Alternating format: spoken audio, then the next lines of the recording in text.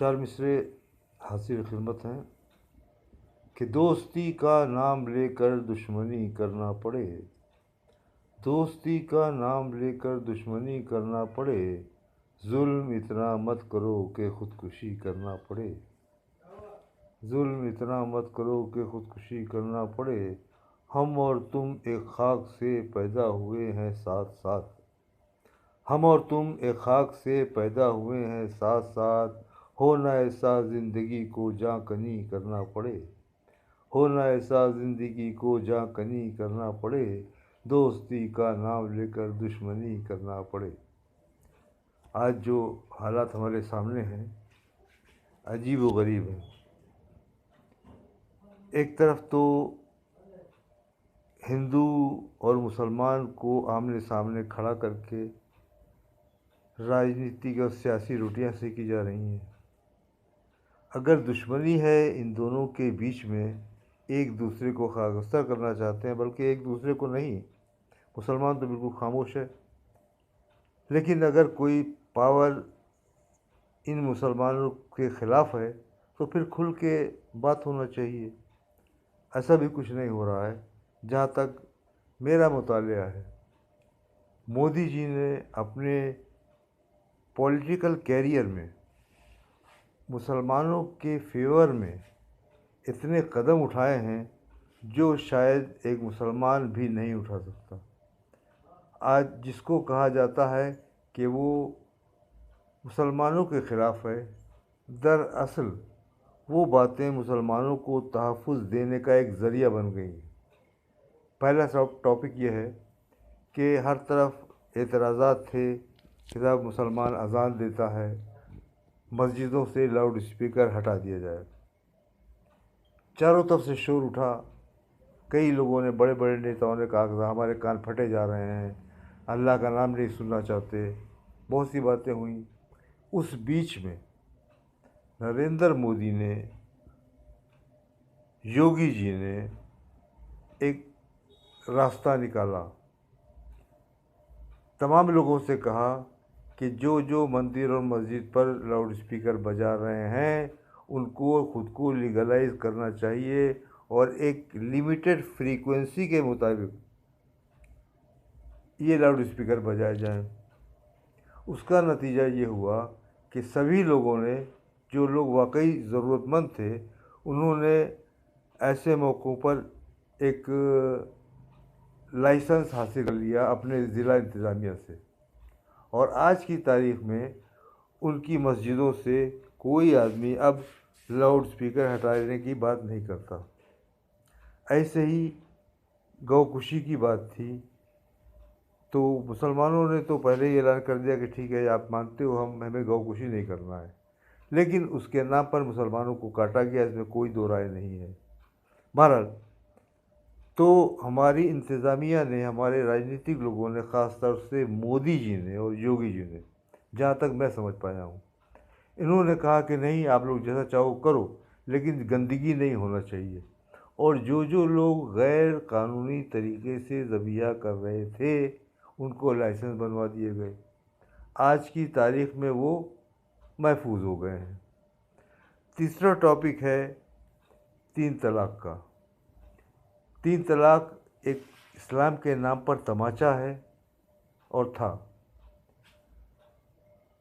इसको इस्लाम ने, कुरान ने कभी कोई जगह नहीं दी है। ये मसलहतन खुलफा के ज़माने में ये राइज किया गया था और जब वो सरकमस्टांसेस ख़त्म हुई तो उसे ऑटोमेटिक ख़त्म हो जाना चाहिए था। लेकिन कुछ लोगों ने अपनी ज़िद में या अपने फ़ायदे के लिए उसको जारी रखा। मोदी जी ने आके उस टॉपिक को ख़त्म कर दिया, ये कह के कि 3 तलाक़ बैंड किया जाता है। तो दरअसल उन्होंने 3 तलाक़ में मुसलमानों का हक़ नहीं मारा है, बल्कि उस इस्लामी कानून को कानूनी शक्ल दे दी। इसके बाद औरतों के जो हक़ हैं उसके लिए इस्लाम ने बराबर से उनको हक़ दिया है। तो अगर उसके लिए गवर्नमेंट ने कोई कानून ऑर्डिनेंस बनाया तो मैं तो नहीं समझता कि वो मुसलमानों के ख़िलाफ़ हो गया है। तो एक तरफ तो आप ये कर रहे हो, दूसरी तरफ बनर्जी को, मुखर्जी को, किसी को भी स्टेज से ये कहते हो कि ये जो है वो मुसलमानों में क्या नमाज़ पढ़ रही थी और मुसलमान हो रही थी, हम इनको वापस ले आए हैं। तो ये सब छोटी राजनीति है। अब जहाँ तक हिंदू धर्म की बात है, बहुत स्पष्ट और साफ लिखा हुआ है, अगर आप हिंदू हैं, अगर आप सनातन धर्म के हैं, तो आपके यहाँ मूर्ति पूजा नहीं है। और कुर्बानी, बलि आपके मज़हब का पहला हिस्सा है। कुछ लोगों ने इसको मसलतन शामिल कर लिया, ठीक है, तो उससे किसी को कोई एतराज़ भी नहीं होना चाहिए। आपके यहाँ सनातन धर्म में एक वो ब्रह्मद्वितीय नास्ते ने की वो उत्पत्ति है। आप मानते हो कि ईश्वर जो है वो एक है, हमेशा से है, हमेशा रहेगा, न उसे किसी ने पैदा किया, न उसको मौत आएगी। और यही परिभाषा इस्लाम में अल्लाह की है। इसके अलावा जितनी भी आपके यहाँ अगर वो एडिशन नहीं है और सनातन धर्म के त्यौहार हैं, सनातन धर्म के सिद्धांत हैं, उसमें से एक भी सिद्धांत ऐसा नहीं है जो इस्लाम की मुखालफत में जा रहा हो। मूर्ति पूजा को ले लीजिए। मूर्ति पूजा सनातन धर्म में कहीं नहीं पाई जाती। आदि ऋषि ने इसका प्रचलन किया क्योंकि एक मूर्ति की शक्ल बना के अपने माइंड को, अपने ख्यालात को कंसंट्रेशन करना, भगवान में लीन करना ज़्यादा आसान होता है बनिस्बत वैक्यूम में, जैसे हम लोग करते हैं। इसलिए उन्होंने, आदि ऋषि ने इस मूर्ति पूजा की कल्पना की है। और इस मूर्ति पूजा की कल्पना आदि ऋषि लाए कहाँ से? कुरान पाक का पहला पारा उठा के पढ़िए कि जब मैं इस मट्टी के पुतले में अपनी रूह फूकूं तो तुम सब सजदे के लिए झुक जाना। और आप करते क्या हैं? आप अपने मंत्रों के हिसाब से उस मट्टी के स्टेचू में जब उच्चारण करते हैं और ईश्वर की रूह उसमें आ जाती है, प्राण प्रतिष्ठा हो जाती है, तब आप उसके आगे सर झुकाते हो। किसी मट्टी के पुतले के आगे सर नहीं झुकाते हो। तो ये व्यवस्था आपने इस्लाम से ही ली है। तो जब हम सब एक जैसे हैं, एक ही तरीके के हैं, तो फिर इतनी नफ़रतें क्यों? एक छोटी सी बात है, हम लोग साथ साथ रहते हैं फिर भी आपस में रंजिश।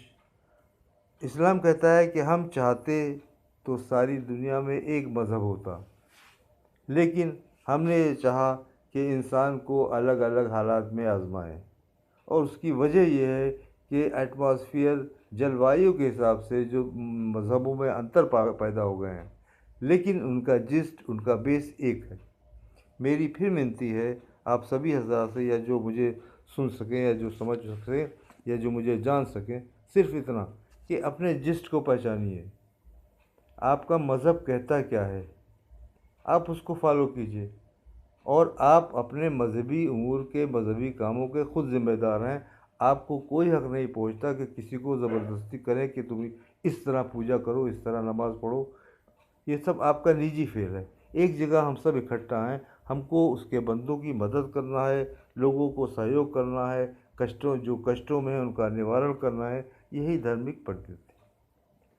हाथ जोड़ के एक बार फिर मेरी विनती है सभी से कि इस नफ़रत की राजनीति को अगर हो सके तो ख़त्म करने की कोशिश की जाए। और हम अगर अपने मज़हब पर ढंग से चलेंगे तो हमारे यहाँ लफ्ज़ है कि जो अपने, मौला अली का कौल है कि जो अपने मज़हब का बेहतरीन मानने वाला है वो अपने समय का बेहतरीन इंसान है। तो हम लोग अपने ही अपने मज़हब मान के, अपने मज़हब को सही मान के उसका अनुसरण करें और दुनिया में बेहतरीन इंसान को बनने की उपाधि हासिल करें। बस यही मेरा मानना है। और आज में फिर यही कि इस नफ़रत की राजनीति को अगर छोड़ दिया जाए तो बहुत अच्छा है। खुदा हाफिज़।